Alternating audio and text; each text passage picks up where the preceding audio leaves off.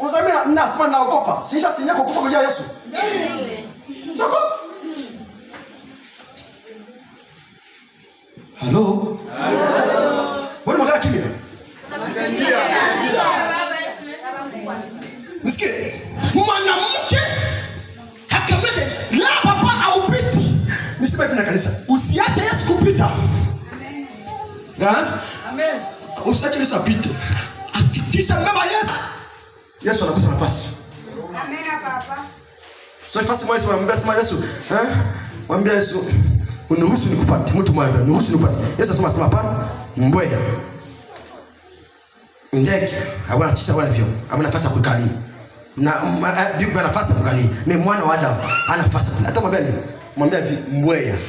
Ndege, bana nafasi ndani yako. Lakini mimi mwana wa Adamu sina nafasi mule. Amen. Sina nafasi mule. Roho yako.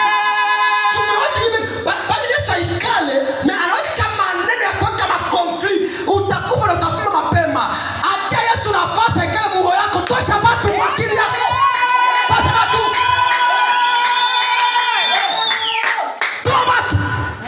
Amen. Amen. Akula papa. Kitu Mungu alinishauri.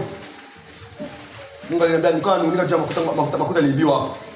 Makuta ni baba ni makutangu Yesu njoo mwenye diamant njoo mwenye batolanga njoo kila kitu atajishughulika na mengine. Amen. Huyu mwanamke kanampokea. Siku ya kwanza, siku ya pili. Alikamana hapana, leo sitamtaka karibu yangu. Nimjengee nyumba juu ya ukuta.